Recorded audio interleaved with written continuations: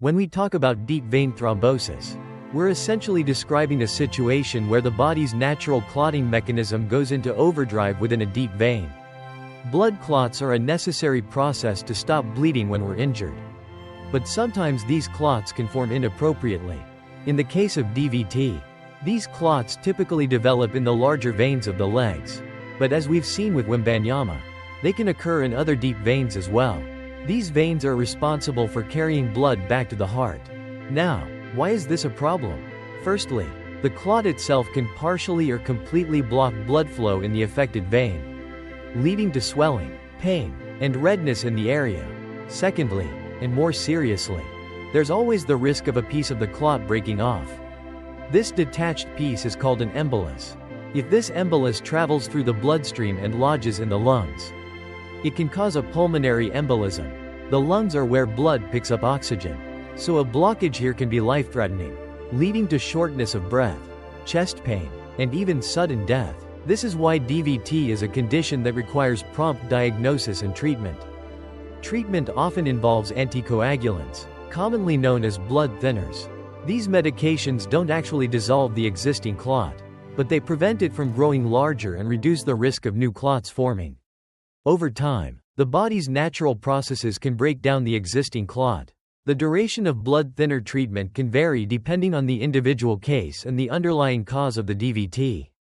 While the article mentioned the common risk factors for DVT, let's explore why seemingly healthy athletes might be susceptible. Endurance sports and repetitive strain. Some research suggests that athletes in endurance sports, like long-distance running or cycling, might have a slightly increased risk of DVT due to repetitive muscle contractions and potential dehydration. These activities can sometimes lead to minor trauma in the blood vessels. Travel and dehydration, as we touched on. The intense travel schedules of professional athletes are a significant factor. Long flights mean prolonged periods of sitting with limited movement, which can slow blood flow in the legs. Combine this with potential dehydration from travel and intense physical exertion, and the risk of clot formation can increase. Injury and surgery. Athletes are prone to injuries and any trauma to blood vessels, whether from a direct impact or surgery, can increase the risk of DVT.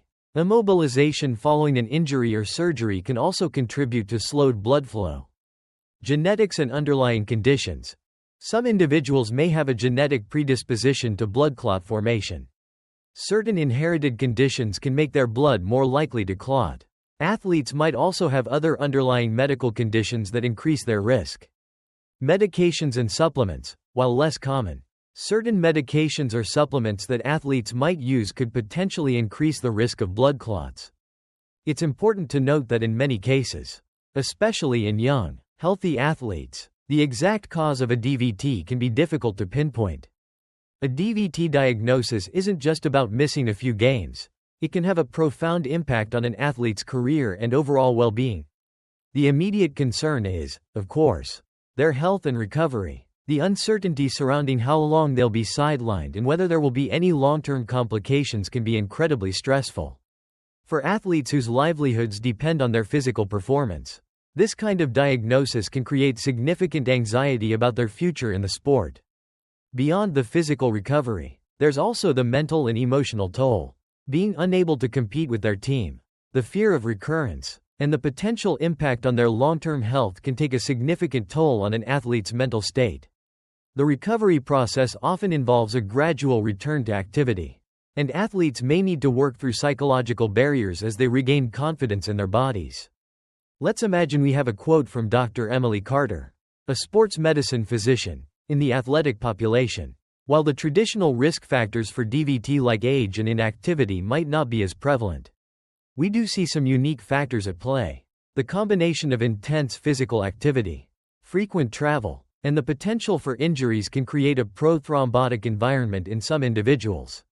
Early diagnosis and adherence to the prescribed treatment plan, including blood thinners and gradual rehabilitation, are crucial for a safe return to sport.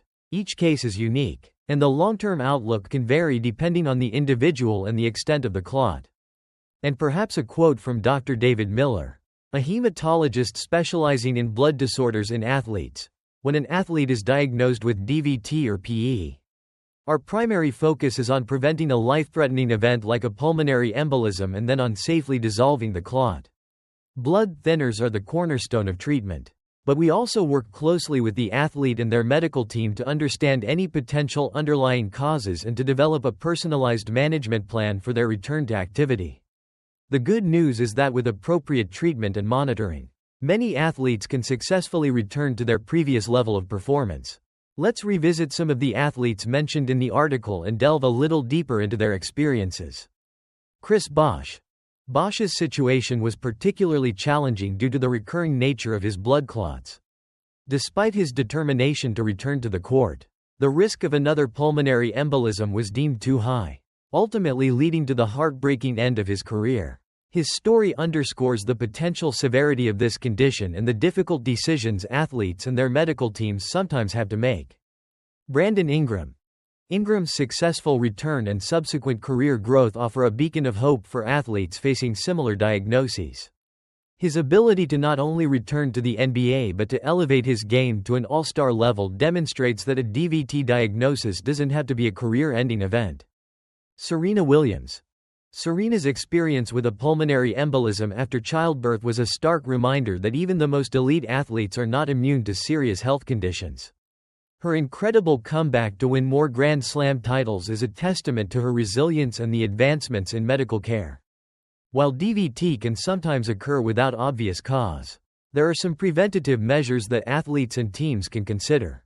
These include staying well hydrated, especially during travel, taking breaks to move around during long flights, and being aware of the signs and symptoms of DVT, such as pain, swelling, and redness in an arm or leg.